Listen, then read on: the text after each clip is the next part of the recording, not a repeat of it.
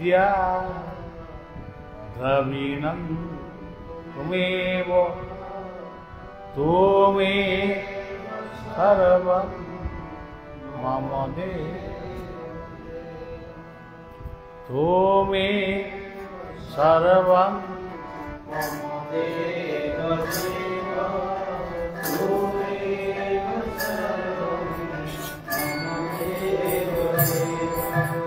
कापन्न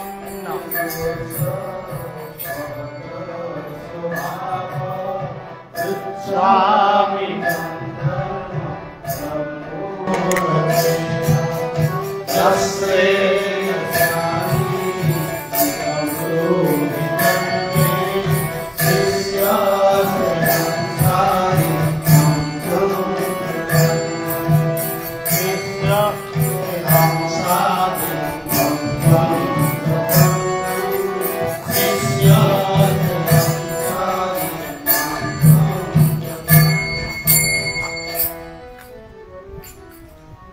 आजिर यही संध्या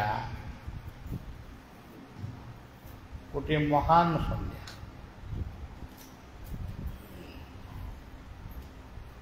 जो संध्यारे आमे समस्ते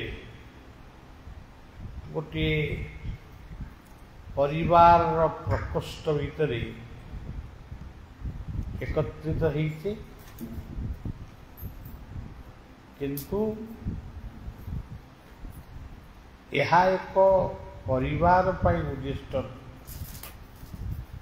सत्संग प्रार्थना ये सबू होची विश्व पर उद्दिष्ट देश पर उद्दिष्ट आज होची स्वाधीनता दिवस जहाँ को अगस्ट 15 बोली आमे समस्ते मन रखीछु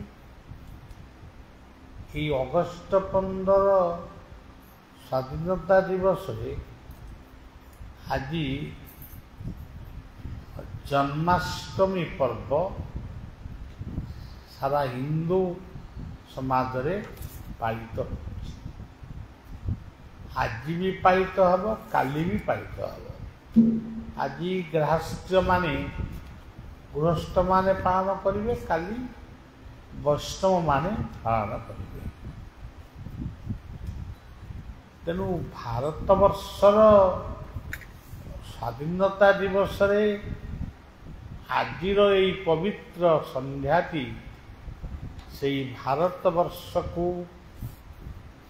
सुदृढ़ करू सुरक्षा दौ एवं भारत वर्षर चारि दिग को लगी जो पड़ोसी राष्ट्र माने अच्छी से माने मित्र हुंतु एवं वसुधैव कुटुंबकम पृथ्वी गोटे परिवार ये पृथ्वी समस्ते युद्ध विमुक्त हुंतु ध्वंसास्त्र विमुक्त हुंतु परिवेशर सुरक्षा आमे एतिकी प्रार्थना आमर इष्टदेव प्रभु अनंत जगन्नाथ पादरे अजस्र प्रणाम निवेदन करी केवल एतिकी मागु समस्ते शांति स्वर अंचल स्वर माटी अनेक थर बहुत छोट बड़ कार्यक्रम घटी जाइए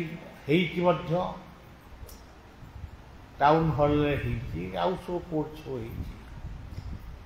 एथि शिशु भवन शिशु चिकित्सा केन्द्र रे शिशु अनंत लीला प्राय 4-5 थर ये अनुष्ठित होती ए वर्ष वर्षा दिन हेले भी आमे वर्षा दिन रे आमे हुएत खरा दिन भरी चांदुआ कि ये सब करूँ किंतु जहाँ भी हो आपण मैंने जानती साधु सन्त मानकर गोटे चतुर्मास्या व्रत से पालन करती। तेणु मु तो सी साधु सन्त जगतर लोक नुह, मु जन देशप्रेमी आपण मानकर सेवक। से हिसाब से गोटे वर्षा दिन में केतोटी कार्यक्रम आम करुचु यू आरंभ है। गोटे 20-22 दिन पर्यंत आम विभिन्न स्थान बुलू। तेरे सज्जन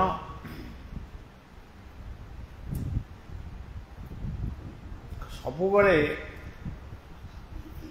माने आपण मैंने जो जो कथा सब शुणी शास्त्र जहाँ पढ़ी ताकू सम्मान दे आमे गोटे जीवन पाई बा आम परिवार पाई कौन दरकार से गुड़ी को आमे साउंटिकी नबा साउंटिकी नबा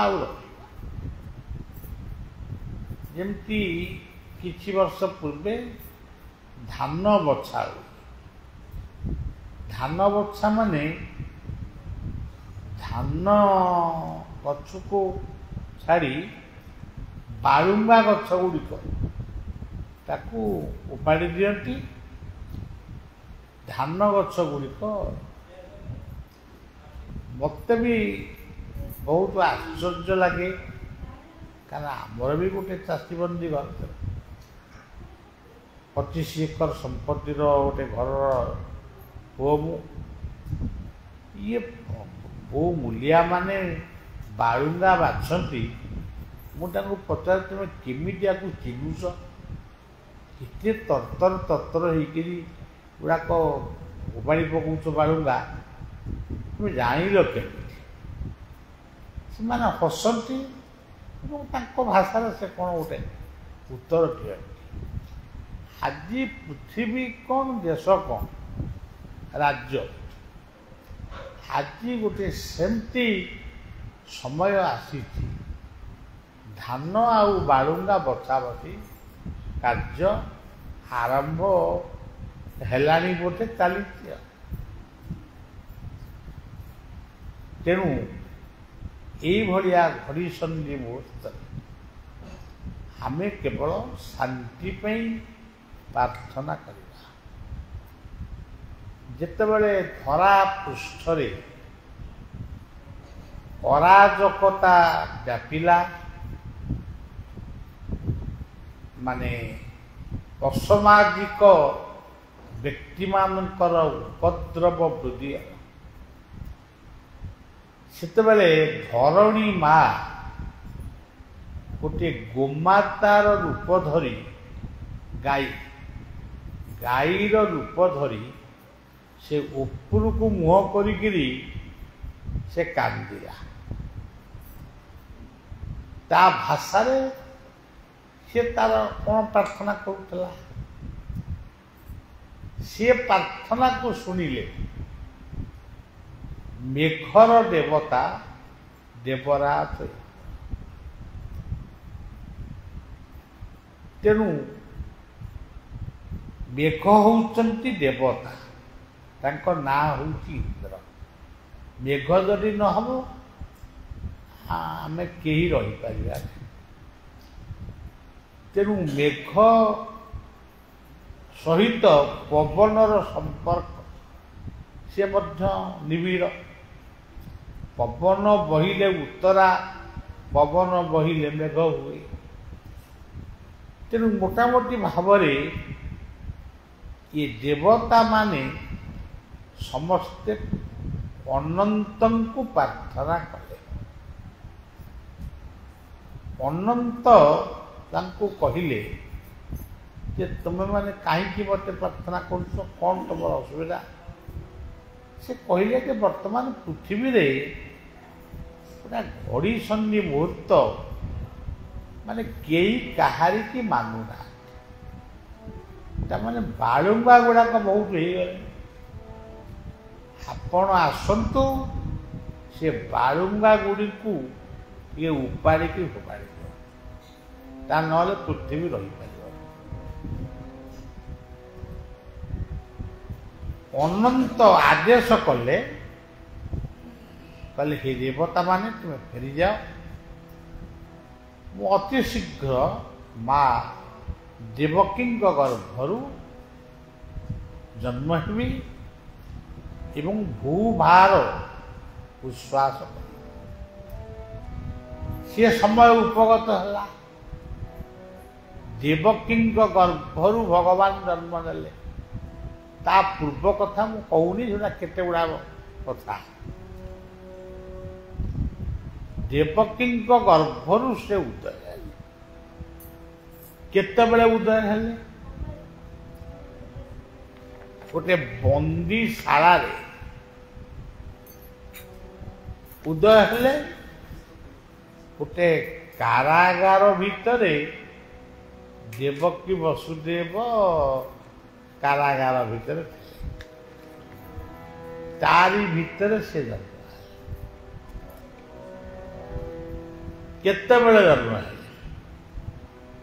ଓ ଲେଖା ହେଇଛି ଅର୍ଦ୍ଧରାତ୍ରିରେ।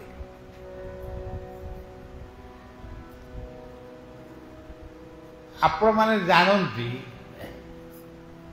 ଅର୍ଦ୍ଧରାତ୍ରିଟା ହେଉଛି ଗୋଟେ ଅଶୁଭ ରାତ୍ରି। ଅର୍ଦ୍ଧରାତ୍ରିରେ କେହି ଜନ୍ମ ହୁଅନ୍ତି, ମାନେ ଭଲ ଲୋକ କେହି ଜନ୍ମ ହୁଅନ୍ତି। ତାହେଲେ ଭଗବାନ କୃଷ୍ଣ କେତେବେଳେ ଜନ୍ମ? ଅର୍ଦ୍ଧରାତ୍ରି ଯାଉଛି, ବ୍ରାହ୍ମ ମୁହୂର୍ତ୍ତ ଆସୁଛି। ବ୍ରାହ୍ମ ମୁହୂର୍ତ୍ତଟି 3ଟାରୁ 6ଟା ପର୍ଯ୍ୟନ୍ତ ହେଉଛି ବ୍ରାହ୍ମ ମୁହୂର୍ତ୍ତ। ଏଇ ବ୍ରାହ୍ମ ମୁହୂର୍ତ୍ତରେ ଯିଏ ବିଛଣାରୁ ଉଠି ମିନିଟିଏ ହଉ କି 5 ମିନିଟ୍ ହଉ ସେ କୃଷ୍ଣଙ୍କୁ ବା ରାମଙ୍କୁ ବା ଇଷ୍ଟଦେବଙ୍କୁ ଟିକେ ପ୍ରାର୍ଥନା କରିବ, ସେ ପ୍ରାର୍ଥନାର ମହତ୍ଵ ସ୍ୱତନ୍ତ୍ର। ବର୍ତ୍ତମାନ ଅର୍ଦ୍ଧରାତ୍ରି ଯାଉଛି, ବ୍ରାହ୍ମ ମୁହୂର୍ତ୍ତ ଆସୁଛି। ଭଗବାନ କୃଷ୍ଣ ଦେବକୀଙ୍କ ଗର୍ଭରୁ ଜନ୍ମ ହେଲେ।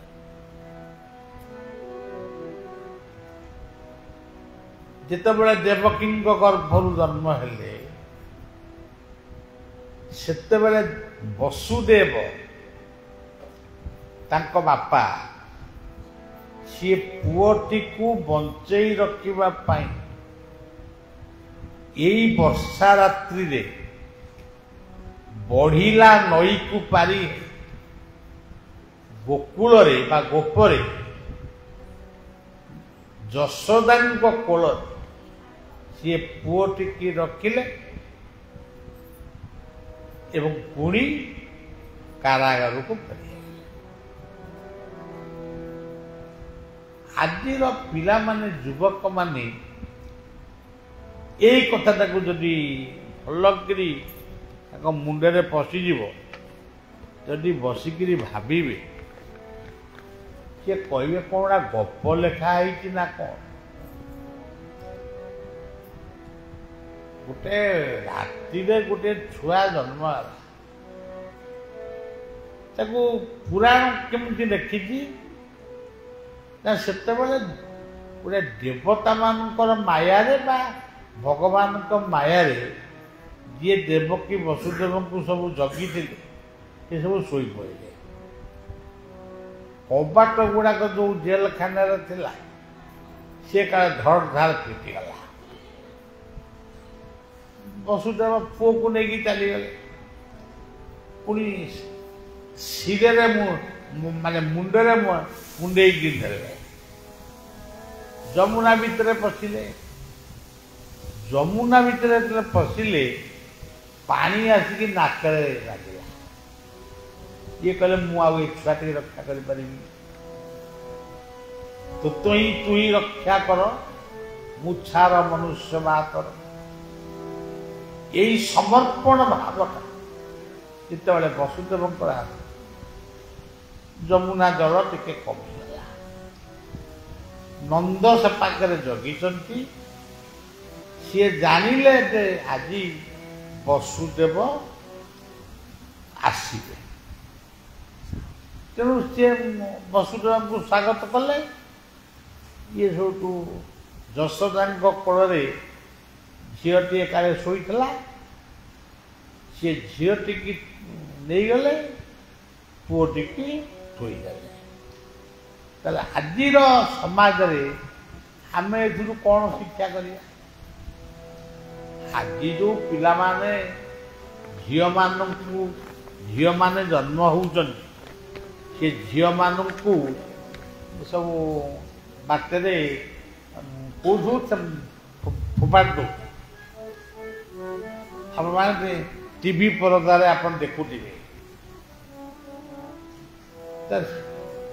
ଜଣେ ମା ତାର ମାତୃତ୍ୱ ହୃଦୟ କେବେ ତା ଝିଅ ହେଲା ବୋଲି ତାକୁ ସେ ଉପେକ୍ଷା କରିପାରିବ? ଆଗରୁ ବି ତାର 2-3ଟା ଝିଅ ନାହାନ୍ତି ତ। ଯଶୋଦାଙ୍କର ଇଏ ପ୍ରଥମ କନ୍ୟା, ଇଏ ପ୍ରଥମ କନ୍ୟାଟିକି ତ କନ୍ୟା ମାନେ ସୁନା, ସେ କ'ଣ ଏକଥା ବୁଝିନଥିଲେ? ନନ୍ଦ ଏଡ଼େ ଅବିବେକୀ ହେଲେ, ଯଶୋଦା ଏମିତି ମମତା ଶୂନ୍ୟ ମା ହେଲେ, ସେ ପୁଅଟିଏ ପାଇବେ ବୋଲି ଝିଅକୁ ପାଲଟେଇ ଦେଲେ। ଆଜିକାଲି ମେଡିକାଲରେ ବି ଏମିତି ବହୁତ କଥା ହଉଛି। ତେଣୁ ଏସବୁ କଥା ମୁଁ କହିବା ପାଇଁ ମତେ ଲାଗେ ଖାଲି କହିଲେ ହବନି, ତାକୁ ସମୀକ୍ଷା କଲେ ଏଇ ଭିତରୁ ବହୁତ କଥା ଆସିବ। ଯଶୋଦାଙ୍କ କୋଳରେ ଯେଉଁ କନ୍ୟା ଜନ୍ମ ହେଇଛି, ସେ କନ୍ୟା ନୁହନ୍ତି, ଗୋଟିଏ ସୁବର୍ଣ୍ଣମୟୀ ବିପ୍ଳବୀ ଝିଅ। ଯେଉଁ ଝିଅଟିକି ନେଇକିରି ବସୁଦେବ ବନ୍ଦୀଶାଳାରେ ପହଞ୍ଚିଲେ, ସେ ବନ୍ଦୀଶାଳା କବାଟ ଫିଟିଗଲା, କ'ଣ କଲା ସେ କଥା ମୁଁ କହିବାକୁ ଚାହୁଁନି।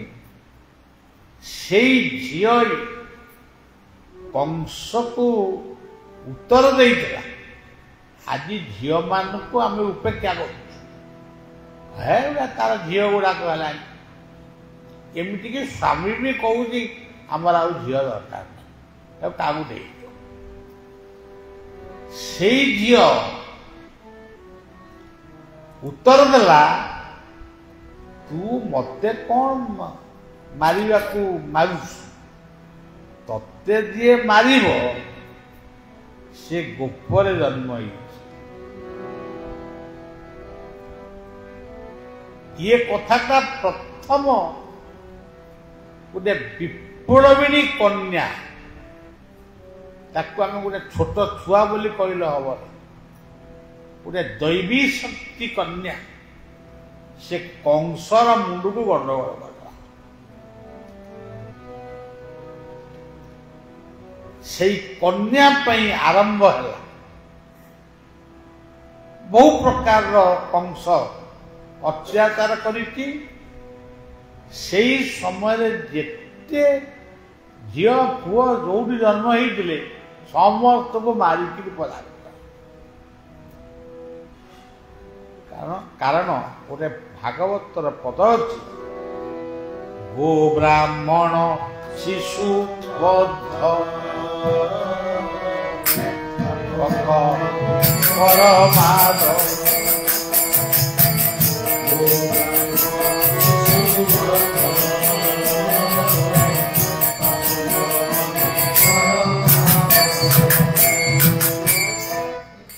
ये तीनी कर्मरे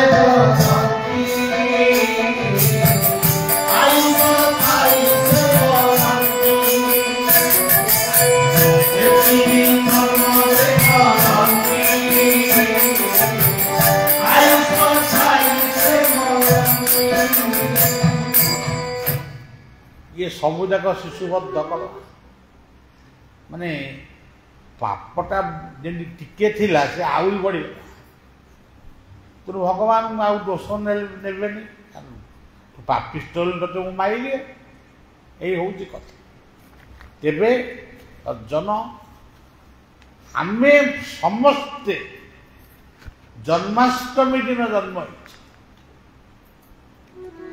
एठी आपण माने जी बही मत जदि पचारे आपण कौ दिन जन्म होते मु कहबी मु चैत्र शुक्ल षष्ठी रे जन्म होती मुझे आपण मान पचारि आपण कहे किए कौ ना सब कह अमुक जन किंतु प्रकृत प्रत्येक जीवन और जगत जन्माष्टमी रे जन्म हुए से जो तिथि ता ना हूँ जन्माष्टमी आपन को एक कथा ओडुआ लगुच गोटे जन्माष्टमी केमी मोर तो गणेश पूजा दिन जन्म मु जन्माष्टमी दिन केमी जन्म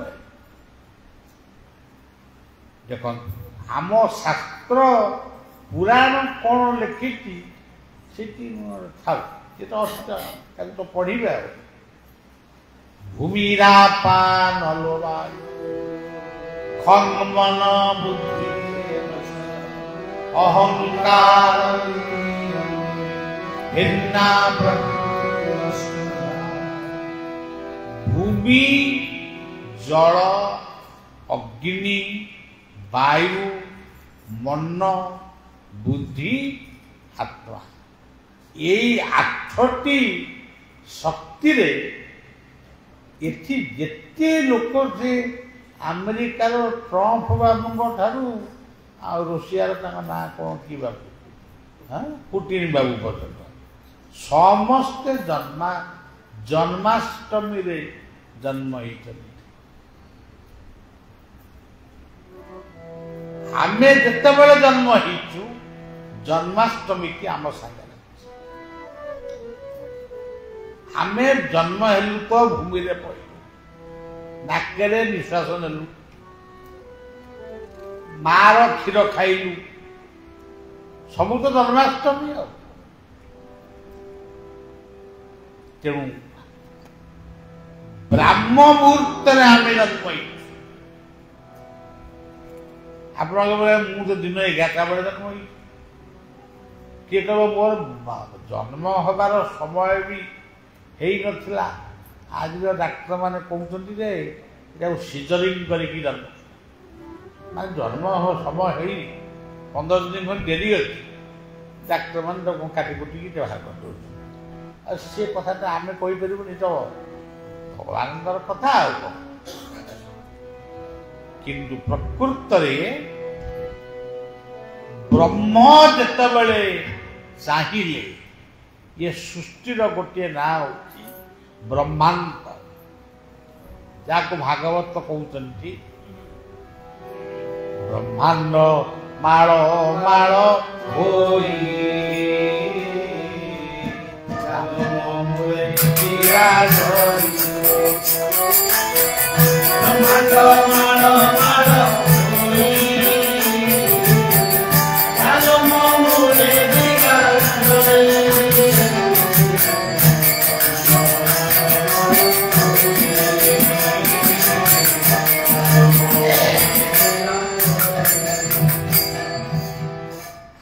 डाक्तर द्वारा सीजरिंग रे जन्म हो कि क्रम रे जन्म हो ये जन्म ही ब्रह्मंकर इच्छा रे आमे ब्रह्मांड रे जन्म लाभ कर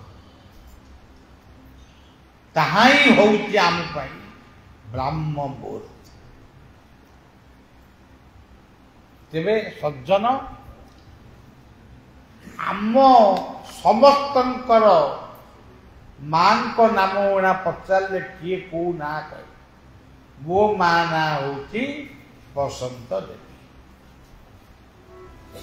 किंतु मु एकुटिया आपण माने समस्त माँ अच्छी से मां को ना हूँ देवकी माटीए चाहूची मते पुओटीए दब कि झीटीए दब खाली सेटिक नुह मो पिला टिके आयुष दियो मो पिला टिके निरोगी कर यही हूँ देव आम माँ तम माँ समस्ते गुड़ाए व्रत उपासना करती आज जन्माष्टमी गुड़ाए कर जागर गुड़ाए कर क्या करती पिलांपई आग कर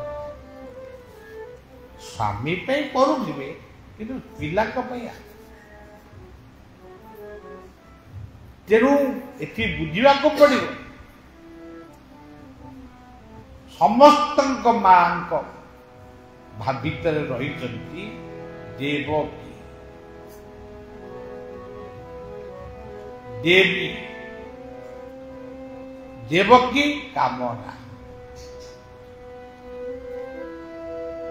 तापरे आम समस्त बापा ना वसुदेव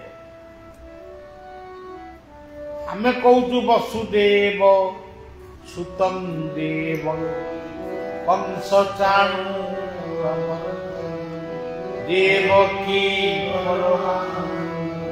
कृष्ण छुआटीए जन्म हवा परे पुअटी हो कि झीटी हो कहा मुंडरे तांको दायित्व मो पुअटी केमती खाइब केमती पाठ पढ़िब चाकरी करिब ये दायित्व कहार से हूँ बापा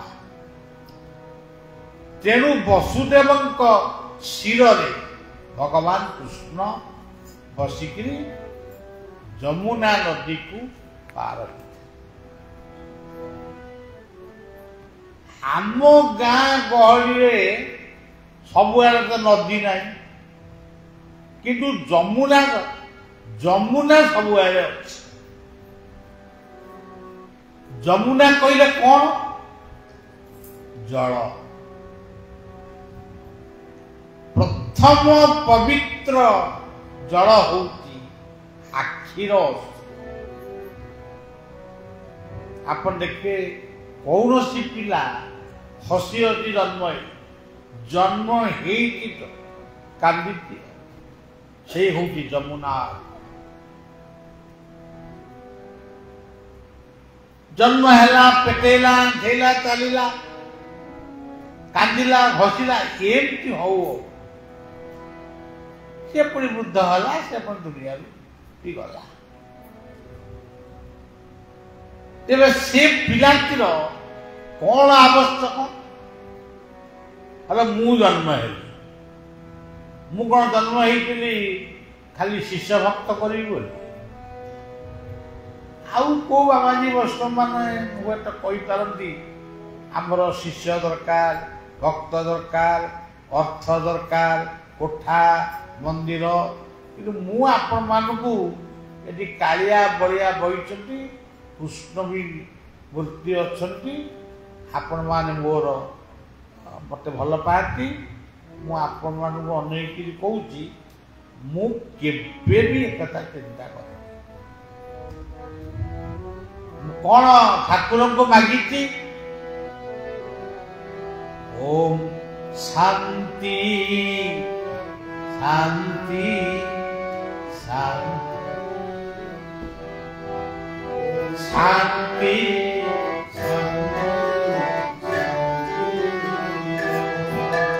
विश्व शांति विश्व शांति शांति शांति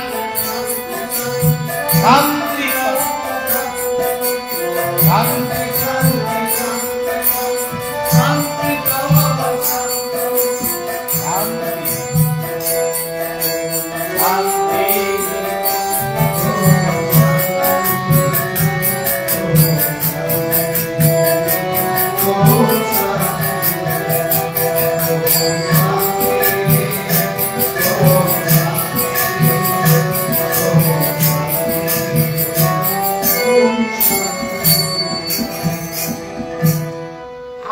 ସମସ୍ତଙ୍କର ଆବଶ୍ୟକ। ଧନ, ଜନ, ସମ୍ମାନ, କୋଠା ବାଡ଼ି ସବୁ ଦରକାର। ତାକୁ ନହେଲେ ଆମେ ଚଳିବା କେମିତି? କିନ୍ତୁ ସର୍ବଶ୍ରେଷ୍ଠ କାମନା ହେଉଛି ଶାନ୍ତି। ମୁଁ ଟିକେ ଶାନ୍ତିରେ ବଞ୍ଚିବି, ମରିବି।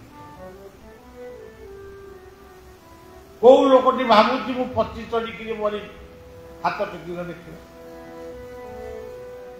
ମୁଁ ଶାଗ ଭାତ ଖାଏ, ଟିକେ ଶାନ୍ତିରେ ଖାଇବି, ଟିକେ ଶାନ୍ତିରେ ଶୋଇବି। ଜୀବନର ଶ୍ରେଷ୍ଠ ଲକ୍ଷ୍ୟ ହେଉଛି ଶ୍ରେଷ୍ଠ ଲକ୍ଷ୍ୟ ଶାନ୍ତି। ପ୍ରହ୍ଲାଦଙ୍କୁ ନୃସିଂହ ପଚାରିଲେ, ପ୍ରହ୍ଲାଦ ତୁମେ କଣ ବର ମାଗ? ମୁଁ କଣ ବର ମାଗି? ଦୁନିଆରେ ତ ସମସ୍ତେ ବର ମାଗିକିରି ବହୁତ ବଡ଼ ବଡ଼ ଲୋକ ହେଇଗଲେ। ଶେଷକୁ କହୁଛନ୍ତି ପ୍ରଭୁ ତୋ ପାଦ ପଦ୍ମରେ ମତେ ଟିକେ ସ୍ଥାନ ଅଛି। ଆଉ ମୁଁ ପାଦ ପାଖରେ ଠିଆ ପୁଣି ମାଗିବି କଣ? ତେଣୁ ଜୀବନର ସବୁଠାରୁ ବଡ଼ ଜିନିଷ ଶାନ୍ତି। କେହି ତମକୁ ଶାନ୍ତି ଦେଇପାରିବେ? ପୁଅ ବୋହୂ ଝିଅ ଜ୍ୱାଇଁ ଇଏ କେହି ଶାନ୍ତି ଦେବେନି। ଶାନ୍ତିଟା ତମରି ଭିତରୁ ସୃଷ୍ଟି। ଆଚ୍ଛା, ତାହେଲେ ଏଠି କୃଷ୍ଣ ଯମୁନା ପାରି ହେଲେ। ଯମୁନା ହେଉଛି ପ୍ରେମାଶ୍ରୁ ପବିତ୍ର ଯମୁନା। କାନ୍ଦି କାନ୍ଦି ଯେଉଁ ଶିଶୁଟି ଜନ୍ମ ହେଲା, ତା ଜୀବନର ଆବଶ୍ୟକ କଣ? ପ୍ରଥମ ଆବଶ୍ୟକ ହେଉଛି ନନ୍ଦ। ନନ୍ଦ ଶବ୍ଦର ଅର୍ଥ ହେଉଛି ଆନନ୍ଦ। ପିଲାମାନେ ଆମର ପଢନ୍ତି ତ, ହେ ଆନନ୍ଦମୟ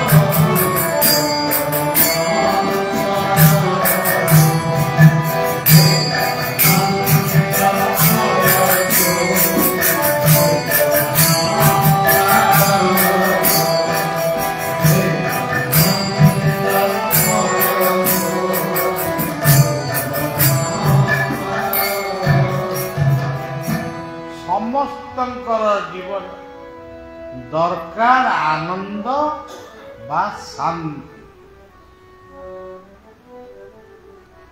ଆଉ ଗୋଟିଏ କଣ ଦରକାର? ଯଶୋଦା। ଯଶୋଦା କଣ? ଯଶ ଯୁକ୍ତ ଦୟା। ମୁଁ ଜୀବନରେ ପରାଜିତ ହେବି ନାହିଁ। ମୁଁ ଗୋଟିଏ ଭଲ ମଣିଷ ହେବି। ଗୋଟିଏ ଭଲ ମଣିଷ ଗଢ଼ି ନିଶା ମାଦକ ଠାରୁ ଦୂରେଇ ମତେ ଲୋକ ଦେଖିଲେ କେହି ମଦୁଆ ନିଶାଡ଼ିଆ ବୋଲି କହିବେ ନାହିଁ, ବଜାରୀ ଛତରା ବୋଲି କେହି କହିବେ। ମୁଁ ଗୁଟୁକା ଖାଇକିରି କର୍କଟ ରୋଗକୁ ଡାକିବିନି, ମୁଁ ଦେଶ ମାତୃକାର ସେବା କରିବି, ପରିବାର ଗଠନ କରିବି, ଆଦର୍ଶ ପୁଅ ଝିଅ ସୃଷ୍ଟି କରିବି। ଏଇ ହଉଛି ଯଶ। ଆଉ ଦୟା ଜୀବରେ ଜୀବରେ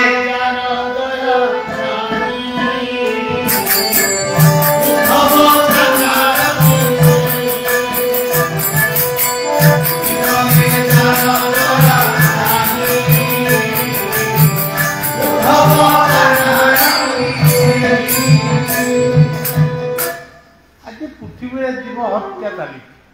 ସେ କଥା ଉପରେ ଆମେ ଆଜିର ପବିତ୍ର ଜନ୍ମାଷ୍ଟମୀରେ ସେ କଥା ସବୁ ଆମ ଜୀବନ ପାଇଁ ଯାହା ଦରକାର ମୁଁ ସେତିକି କହୁଛି। ଦୟା, ଗୋଟେ ଭୋକିଲା ଲୋକକୁ ଖାଇବାକୁ ଦିଅ। ମନେ କରାଯାଉ ଇଏ ଗୋଟେ ଶିଶୁ ସ୍ୱାସ୍ଥ୍ୟ କେନ୍ଦ୍ର, ସମସ୍ତଙ୍କ ପାଖରେ ଅର୍ଥ ନାହିଁ। ଯଦି ଗୋଟେ ଗରିବ ତା ଛୁଆ ଟିକେ ନେଇକି ଯାଇଛି, ତାକୁ ଟିକେ ଦୟା, ସେ ଟିକେ ବଞ୍ଚୁ, ଶାନ୍ତିରେ ବଞ୍ଚୁ। ସେଇଭଳି ଭାବରେ ଯାହା ତ ନିଜ ପାଇଁ କରୁଛ କର, ଗୋଟେ ଅନ୍ୟ ପାଇଁ କିଛି କର। ଯାହାର କାହା ପାଇଁ ବି କିଛି କରିବାର କେବଳ ପାତ୍ର ବା ଉତ୍ତର, ଏଣୁ ମୁଁ ଲୋକେ ଭୟଙ୍କର ପୁଳାଏ ଖାଇବି, ପେଟ ଓଳେଇକି ଶୋଇବି, ତାପରେ ଉଠିକିରି ବୁଲିବି। ଏଗୁଡ଼ା କଥା କାହାର ଯଶୋଦା ରୂପୀ ଜନନୀ ଦରକାର ନାହିଁ। ଦେବକୀ, ବସୁଦେବ, ନନ୍ଦ, ଯଶୋଦା, ଯମୁନା, ଇଏ ହଉଛି ଜୀବନ ଦର୍ଶନ ଜନ୍ମାଷ୍ଟମୀ।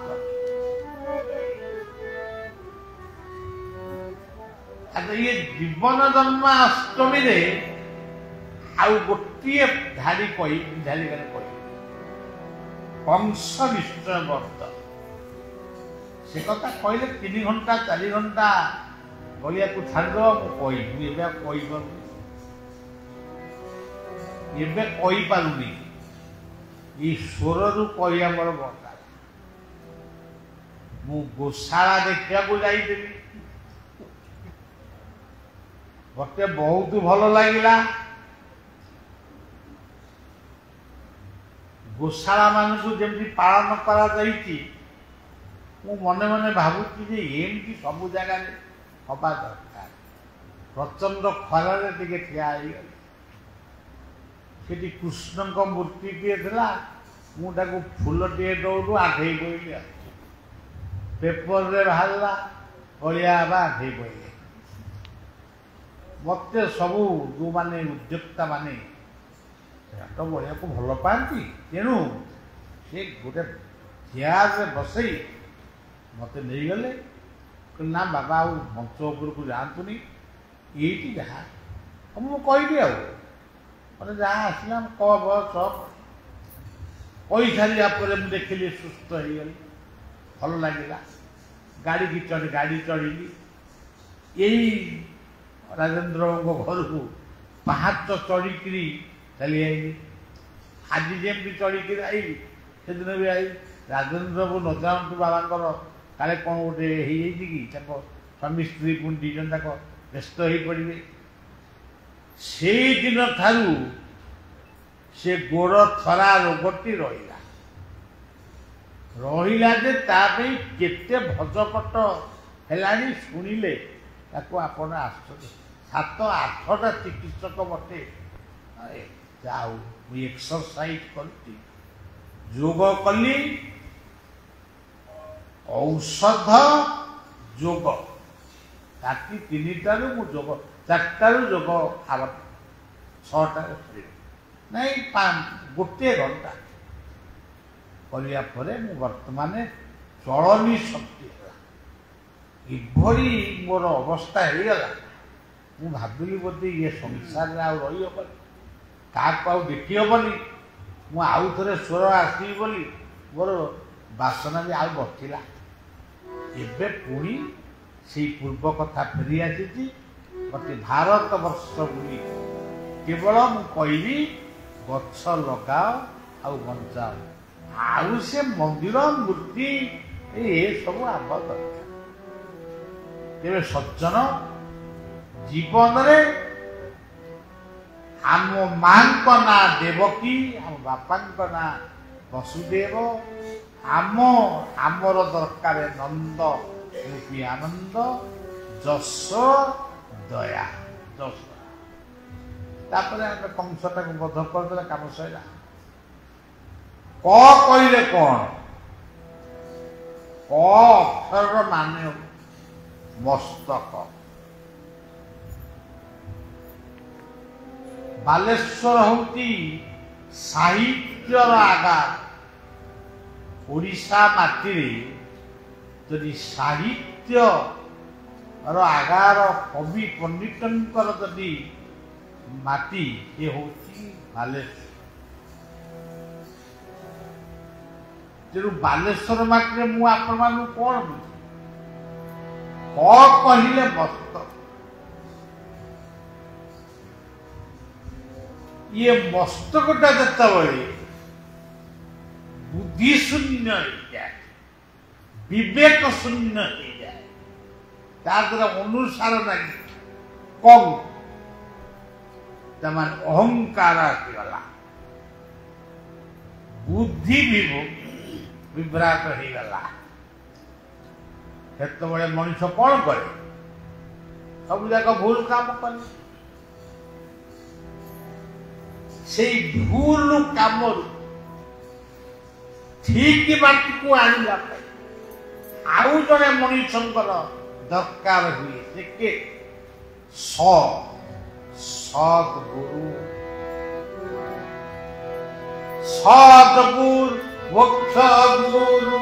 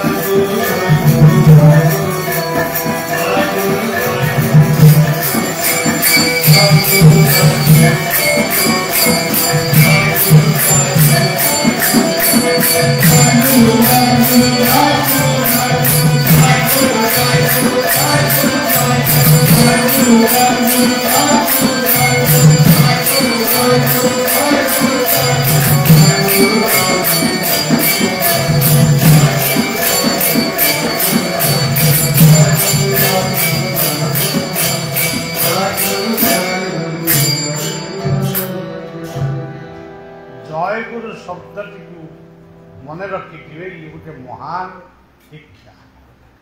ମୋ ଠାକୁର ନିଗମାନନ୍ଦଙ୍କର ସର୍ବଶ୍ରେଷ୍ଠ ମନ୍ତ୍ର ହେଉଛି ଜୟଗୁରୁ। ଶ୍ରୀ ଶ୍ରୀ ଠାକୁର ଅନୁକୂଳ ଚନ୍ଦ୍ରଙ୍କ ସର୍ବଶ୍ରେଷ୍ଠ ମନ୍ତ୍ର ହେଉଛି ଜୟଗୁରୁ।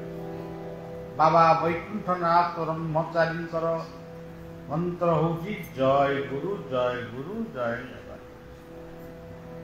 ଏବଂ ବାୟାଙ୍କର ସମ୍ପର୍କ ନିଗମାନନ୍ଦଙ୍କ ଥିବାରୁ ସେ ମଧ୍ୟ ଜୟଗୁରୁ। ଦୁଃଖରେ ସୁଖରେ ରୋଗରେ ଯୋଉଠି ଥାଅ ଜୟଗୁରୁ ବୋଲି ପବିତ୍ର ଶବ୍ଦକୁ ଭୁଲିବ ନାହିଁ। এই জয় গুরু পবিত্র শব্দ সত্য জাগ্রত মস্তক স্থির অহংকার দূরীভূত তেবে সজ্জন আমার আଜି জন্মাষ্টমী কথাটি এইটি সইলা ଆଉ ବେଶୀ କହିବାନି ଯେତିକି